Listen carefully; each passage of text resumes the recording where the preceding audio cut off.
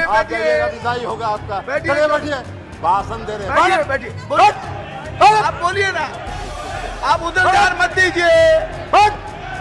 राजीव जी, इसी को लोकतंत्र कहते हैं।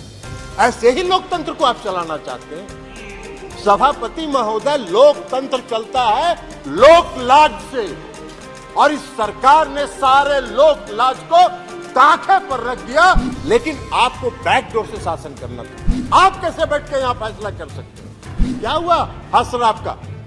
दिल्ली के एमसीडी के चुनाव में भी आप हार गए, फिर भी आप बोलने में बात नहीं आ रहा। इस दिन इन्होंने एनडीए का बैठक किया। अरे भाई, आपको तो उस फोबिया से आप ग्रस्त हैं। आप उस फोबिया से ग्रस्त हो गए हैं और आपकी विदाई होने वाली है। 4 दिन पहले प्रधानमंत्री ने कहा 70,000 करोड़ का घोटाला हुआ और सबको वॉशिंग मशीन में डाल के बाहर निकाल लिया। ये लोकतंत्र है क्या? इसी को लोकतंत्र कहते हैं। ऐसे ही लोकतंत्र को आप चलाना चाहते हैं। सभापति महोदय, लोकतंत्र चलता है लोक लाज से, और इस सरकार ने सारे लोक लाज को ताखे पर रख दिया और डुबो के इस दिल्ली में शासन करना चाहते हैं। आप बैकडोर से शासन करना चाहते हैं।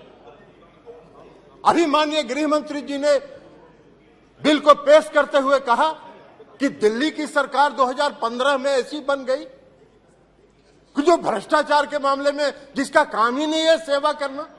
अरे, सेवा दिल्ली की सरकार जनता की सेवा कर रही है कि नहीं कर रही है, यह फैसला तो करने का अधिकार दिल्ली की जनता को।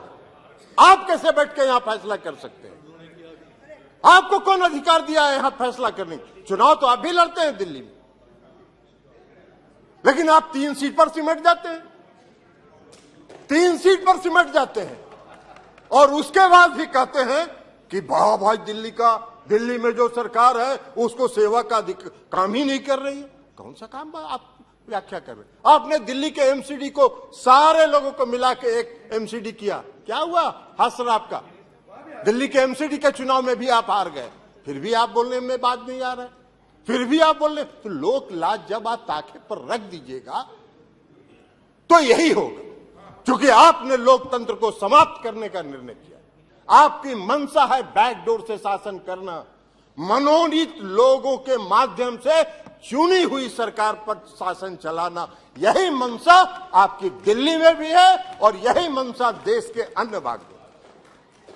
ये कौन सा शासन आप चला, कौन सा लोकतंत्र स्थापित करना चाहते हैं? अभी चर्चा कर रहे थे माननीय गृह मंत्री जी, गठबंधन की चर्चा कर रहे थे, इंडिया की भी चर्चा कर रहे थे। अब इंडिया का फोबिया तो उनको समा गया है, इसलिए कि आज तक तो कभी इन्होंने एनडीए की बैठक नहीं की। आज तक कभी नहीं हुआ था। लेकिन जिस दिन इंडिया की बैठक बंगलोर में हो रही थी, उसी दिन इन्होंने एनडीए का बैठक किया। अरे भाई, आपको तो उस फोबिया से आप ग्रस्त हैं। आप उस फोबिया से ग्रस्त हो गए हैं और आपकी विदाई होने वाली है। तो इसलिए भ्रष्टाचार की बात कर रहे हैं। बैठिए ना बाबा, आप जाइएगा, विदाई होगा आपका। चलिए बैठिए, भाषण दे रहे हैं। बैठिए आप बोलिए ना, आप उधर ध्यान मत दीजिए। राजीव जी, राजीव रंजन जी, उधर ध्यान मत दीजिए। Address the chair only, address the chair only. केवल आपकी बात रिकॉर्ड में जा रही है, किसी अन्य की बात रिकॉर्ड में नहीं जा रही है। आप please address the chair and please सभापति and try to conclude also please. अभी सभापति महोदय माननीय गृह मंत्री जी चर्चा कर रहे थे, पेश करते हुए उन्होंने कहा कि दिल्ली में बहुत भ्रष्टाचार हो गया है, भारी भ्रष्टाचारियों का जमाव हो गया है। महाराष्ट्र के बारे में उन्होंने चर्चा नहीं की। 4 दिन पहले प्रधानमंत्री ने कहा 70,000 करोड़ का घोटाला हुआ और सबको वॉशिंग मशीन में डाल के बाहर निकाल लिया। अरे वाह भाई वाह, भ्रष्टाचार की परिभाषा कर रहे हैं और देश देख रहा है। आपको भी गृह मंत्री जी, पूरा देश देख रहा है कि कौन से भ्रष्टाचार की आप व्याख्या कर रहे हैं और कौन सा भ्रष्टाचार पर आप नियंत्रण करना चाहते हैं। भ्रष्टाचार का भय दिखाकर अपनी राजनीतिक बात पूरी कीजिए जी। इसलिए चिंता मत करिए, जनता देख रही है आपको भी। 2024 में आपका भी फैसला जनता